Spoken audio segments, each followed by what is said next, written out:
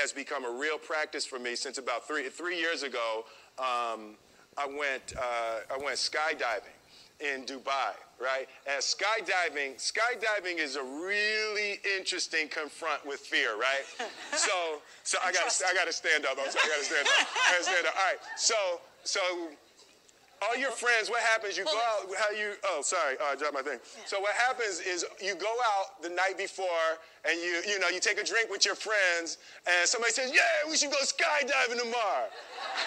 And you go, "Yeah, we'll go skydiving tomorrow." Yeah, yeah. And you go, "Yeah," and everybody goes, "Yeah," right? And you go home by yourself. You're like,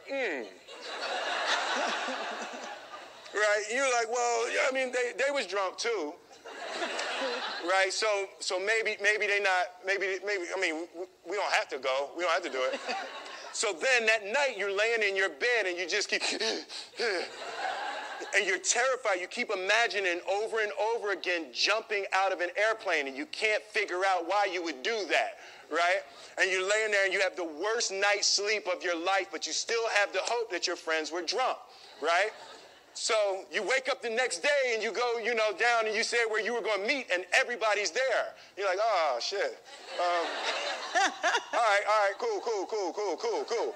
Right? So you get in the van and you don't know that your friends had the same night that you had because they're pretending like they didn't. They're like, yeah, man, my uncle's a Navy SEAL and, this is going to be great. I've been looking forward to this. And you're like, oh, my God.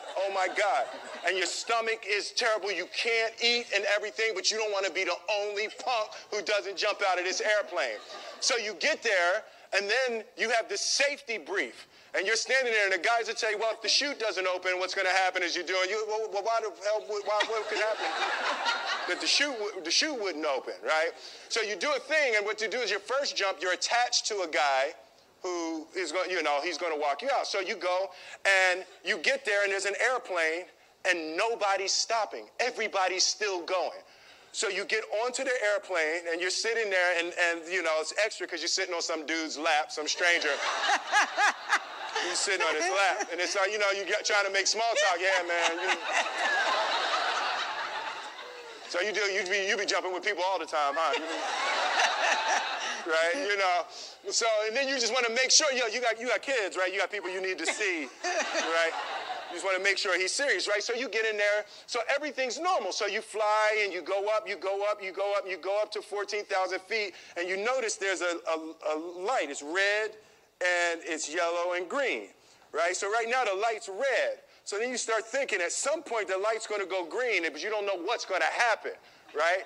And you wait, and it goes yellow, and the light goes green, and somebody opens the door, and in that moment you realize you've never been in a freaking airplane with the door open. Right? Terror. Oh, sorry, I'm spitting. Oh, sorry. No, terror. Right? So you go, and then, if you were smart, you sat in the back so you don't go first, right? And then people start going out of the airplane. And you go, and the guy walks you up to the end of the thing, and you're standing, and your toes are on the edge, and you're looking out down to death. And they say, on 3. And they say, 1, 2, and he pushes you on 2 because people grab on 3, right? Right? And you go, and you fall out of the airplane, and in 1 second, you realize that it's the most blissful experience of your life. You're flying, right? It doesn't feel like falling, right? It's like you actually are kind of held a little bit by the wind, and then you start falling, and there's zero fear. You realize that the point of maximum danger is the point of minimum fear. It's bliss. It's bliss, and you're flying, right? And you're doing that, and then 20 seconds, 25 seconds, 40 seconds, and you have enough time to just kind of be like, oh, shit, that's that building. I saw like that one. Oh, you can see the ocean. Right? You start doing all of that, and the lesson for me was, why were you scared in your bed the night before? What do you need that fear for? Just don't go. Why are you scared in your bed 16 hours before you jump? Why are you scared in the car? Why could you not enjoy breakfast? What did you need? The fear is fear of what? You're nowhere even near the airplane. Everything up to the stepping out, there's actually no reason to be scared. It only just ruins your day. You don't have to jump.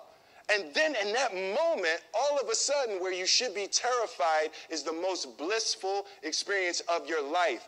And God placed the best things in life on the other side of terror. On the other side of your maximum fear are all of the best things in life. You know. So that was sorry. So that was, no, it's good. That was my experience with skydiving and fear. All right.